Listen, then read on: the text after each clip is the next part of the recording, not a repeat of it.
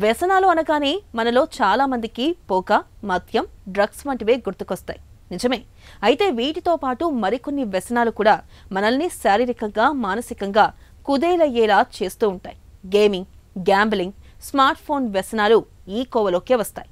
వీటిని behavioural addictions గా పిలుస్తారు డాక్టర్లు.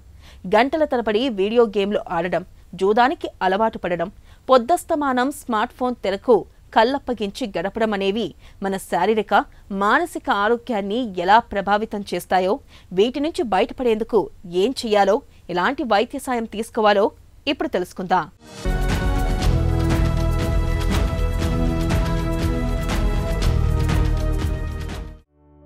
పొగ తాగటం, మద్యపానం, డ్రగ్స్ తీసుకోవటం ఇవన్నీ మనిషిని శారీరకంగా, మానసికంగా, ఆర్థికంగా చిత్రవధ చేసే వ్యసనాలు. అందుకే వీటికి దూరంగా ఉండాలని అందరం అనుకుంటాం. అయితే వీటిలాగే మనిషిని నిర్వీర్యం చేసే వ్యసనాలు మరికొన్ని ఉన్నాయి.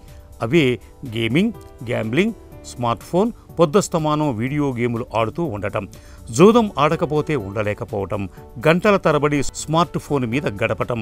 ఈ వ్యసనాల్ని బిహేవియరల్ అడిక్షన్స్గా పిలుస్తారు నిపుణులు. మనం నిత్యం ఒకే పనిని ఒకే సమయానికి చేయటానికి అలవాటు పడితే మన శరీరం, మెదడు కూడా దానికి అలవాటు పడిపోతాయి. దీన్ని కండిషనింగ్ అంటారు. వీడియో గేమ్స్, జూదం, స్మార్ట్ ఫోన్ వ్యసనాలు కూడా అలాంటివే. వీటికి అలవాటు పడుతున్న కొద్దీ మన మెదడు కూడా వాటికి కండిషనింగ్ అయిపోతూ ఉంటుంది. ఆ తర్వాత వాటిని ఆడకపోతే మన శరీరంలో అలజడి మొదలవుతుంది.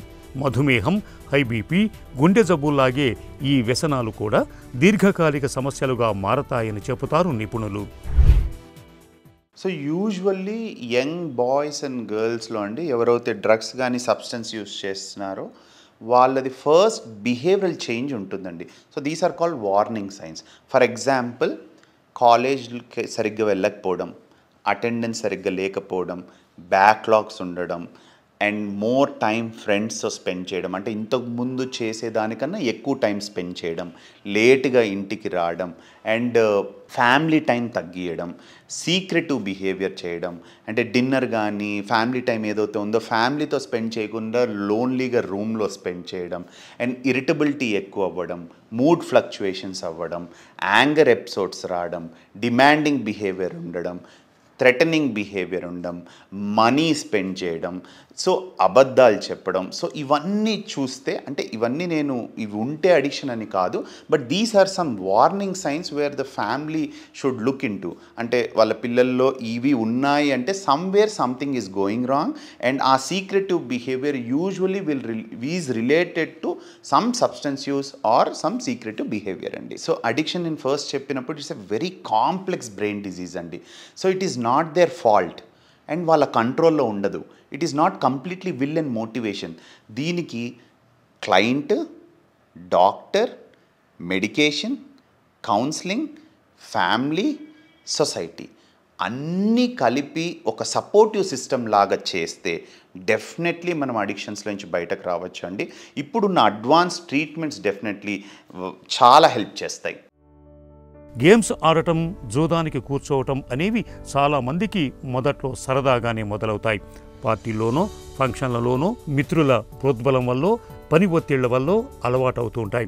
ఆ తర్వాత అవి మెల్లగా వీడలేని వ్యసనాలుగా మారుతుంటాయి.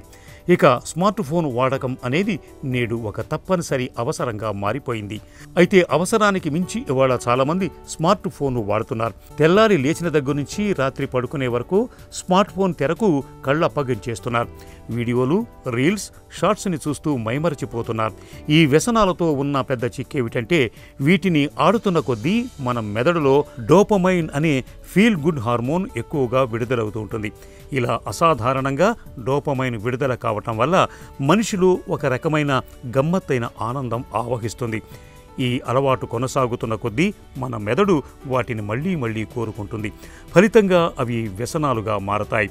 చివరికి మనిషిని బానిసలుగా మార్చేస్తుంటాయి.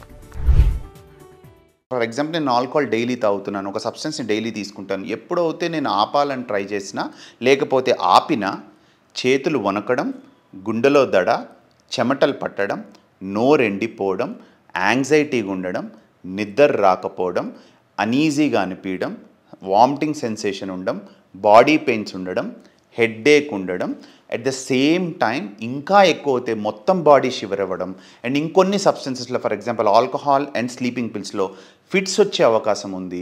అండ్ ఇంకా సివియర్గా వెళ్తే కాంప్లికేటెడ్ విత్డ్రాల్ అంటాం, దాంట్లో డెలీరియం అనే కండిషన్, అంటే కంప్లీట్ హాలుసినేషన్స్ కానీ కన్ఫ్యూజన్ కానీ చాలా రిస్కీ స్టేజ్ అది. ఫస్ట్ థింగ్ వచ్చేసి మన మెయిన్ ఎజెండా ఆ విత్డ్రాల్ సిమ్టమ్స్ని తగ్గించడం.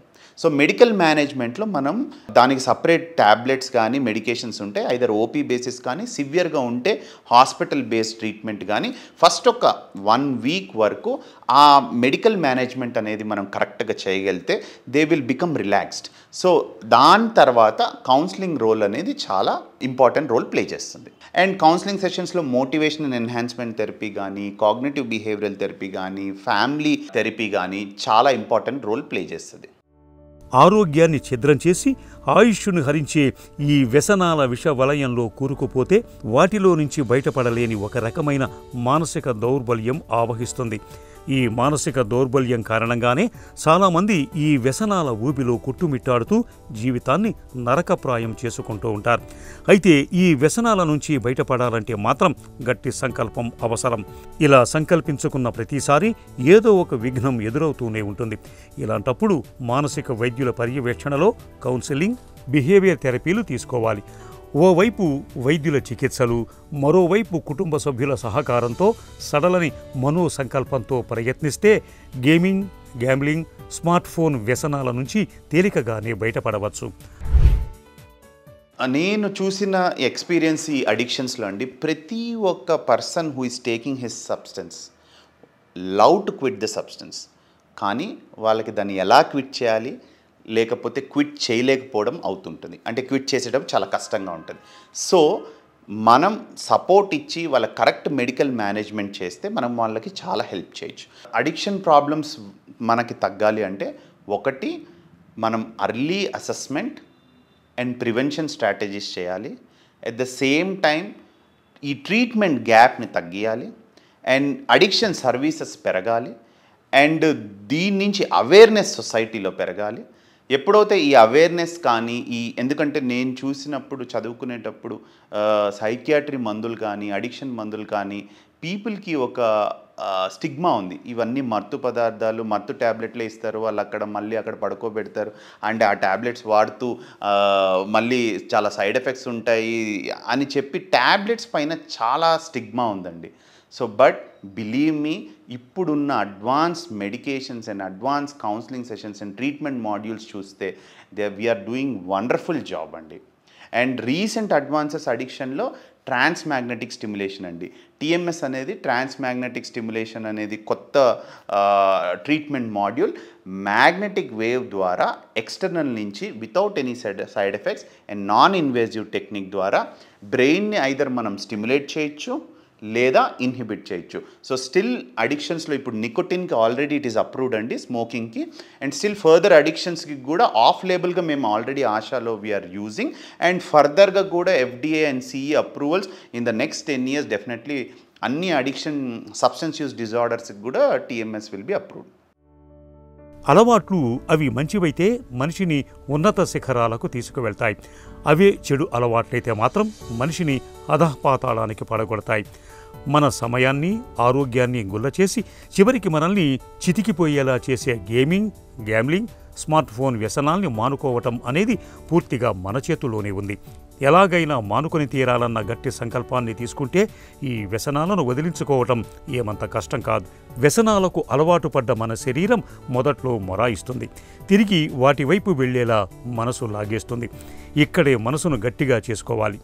అవసరమైతే మంచి నిపుణులైన సైకాలజిస్టుల సాయంతో కౌన్సిలింగ్, బిహేవియర్ థెరపీలు తీసుకోవాలి. ఇలా అన్ని రకాలుగా తగిన జాగ్రత్తలు తీసుకుంటే గేమింగ్, గ్యాంబ్లింగ్, స్మార్ట్ ఫోన్ వ్యసనాల బెడదను తేలికగానే వదిలించుకోవచ్చు.